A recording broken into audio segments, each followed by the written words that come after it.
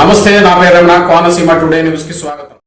ఈ రోజు మన నియోజకవర్గంలో జరిగే పరిణామాలను చూసే ఈరోజు మాట్లాడడం జరుగుతుంది.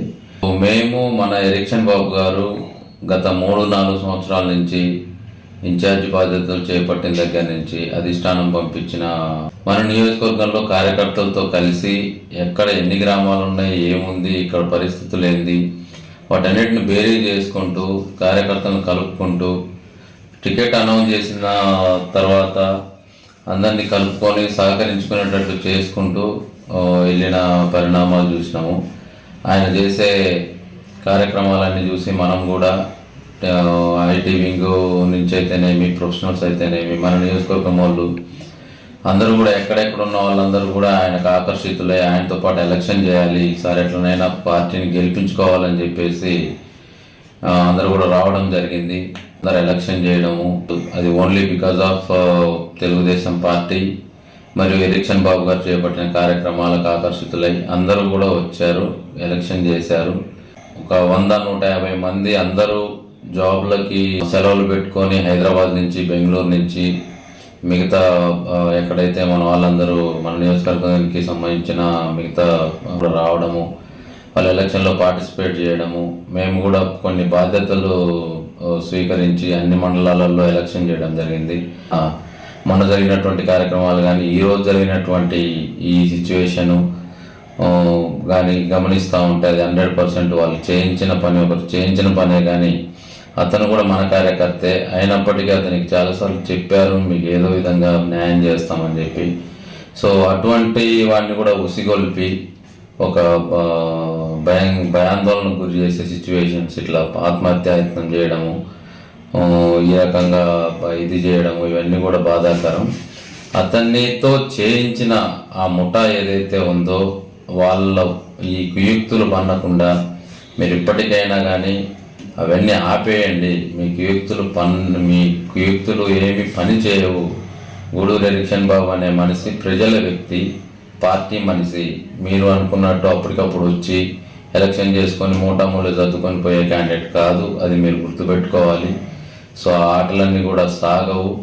ఆయన వెనక మంచి సైన్యమే ఉంది. ఆ సైన్యం అంతా కూడా తెలుగుదేశం పార్టీకి సంబంధించిన నికార్సైన కార్యకర్తలు. మీలాగా దొంగ ముఠానో లేకపోతే ఇంకొక పని కట్టుకొని పని చేయని వాళ్ళు మీరంతా. ఎలక్షన్లలో పని చేయకుండా ఇప్పుడు పన్నాగం పన్నుకొని ఏదో రకంగా ఏదో ఒక డిస్టర్బెన్స్ క్రియేట్ చేయాలి, ఈ మనిషిని ఇక్కడి నుంచి పంపించేసేయాలి, మనమేదో దాన్ని ఏలుకోవాలి, మనమేదో ఇన్ఛార్జీలు అవ్వాలి అని కులాల మధ్య స్విచ్ పెడుతూ కులాల మధ్య ఒక ఇబ్బందికర వాతావరణాన్ని మీరు క్రియేట్ చేస్తూ, అది వాళ్ళకి లేని పంచాయతీని కూడా మీరు క్రియేట్ చేస్తూ ఈ రకమైనటువంటి పంచాయతీలు చేస్తున్నారు. ఇది మంచి పద్ధతి కాదు. ఇది పార్టీకి ప్లస్ మన క్యారెక్టర్స్కి కూడా దెబ్బపడే పరిస్థితి, భంగం కలిగించే పరిస్థితి. కాబట్టి మీరు ఇప్పటికైనా మానుకోండి. మీరు ప్రీ ఎలక్షన్స్, బిఫోర్ ఎలక్షన్స్ మీరు చేసిన పని లేదు. మీరందరూ కూడా అందరు కలిసి వచ్చిన పని చేస్తుంటే ఈరోజు మనం గెలిచే వాళ్ళము. ఈజీగా విన్ అయ్యే సీట్ను మీరు కూడా ఇబ్బంది పెట్టి ఓడిపోయే పరిస్థితికి తీసుకొచ్చారు. కాబట్టి మీరు పోస్ట్ ఎలక్షన్స్ తర్వాత కూడా మాట్లాడే నైతిక హక్కు మీకు లేదు. సో ఇట్లాంటి పంచాయతీలు చేసే హక్కు అసలుకే లేదు. సో ఇప్పటికైనా మానుకోండి. కొంతమంది నాన్ లోకాలిటీ గురించి ఆ పిల్లోడితో, ఈరోజు జరిగిన పిల్లోడితో మాట్లాడించారు. ఎవర్రా అని, అసలు నువ్వు ఎక్కడి నుంచో వచ్చినావు, ఎవడు అని అట్లా ఇట్లాంటి పదజాలాన్ని వాడి కించపరిచేలా ఇది చేశారు. ఇది బేసిక్గా దళిత నియోజకవర్గము, దళితులే ఇన్ఛార్జీలో ఉంటారు. ఆయన కంటెస్ట్ చేసిన వ్యక్తే ఇన్ఛార్జిగా ఉండాలి. ఏదైనా ఎమ్మెల్యే అయినా ఇన్ఛార్జ్ అయినా కానీ కంటెస్ట్ చేసిన వాళ్ళు ఉండటం అనేది ఒక ఆచారం.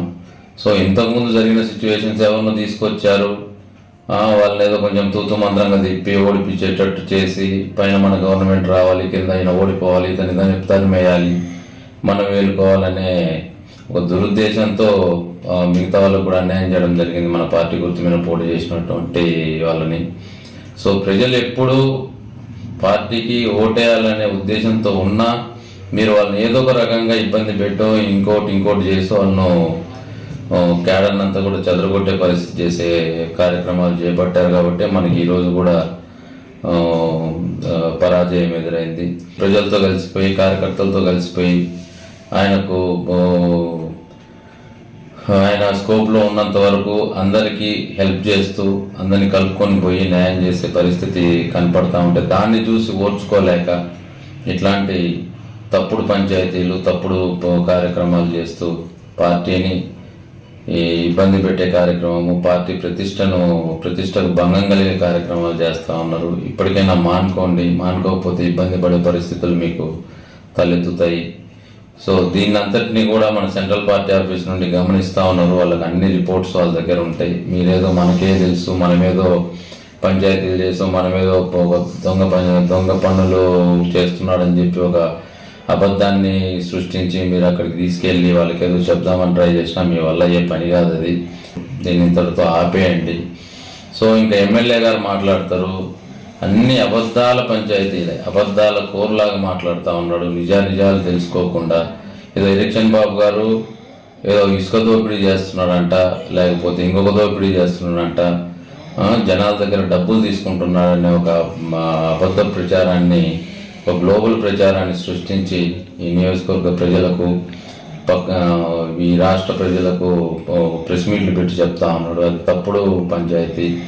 మీరు ఎలక్షన్ బాబు గారు ఎక్కడైనా ఒక రూపాయి దోపిడీ చేసినా, ఒక రూపాయి తీసుకున్నా, ఇన్ని లెటర్స్ ఇచ్చినా, ఇన్ని ఉద్యోగాలు ఇప్పించినా, లేకపోతే ఇంకొక తప్పుడు ప్రచారాలు చేయడం కూడా మానుకోవాలి ఎమ్మెల్యే అయినటువంటి చంద్రశేఖర్ గారు. ఇది కూడా తప్పుడు సంకేతాలను ఇచ్చే పరిస్థితి, ఇది మీకు తగదు.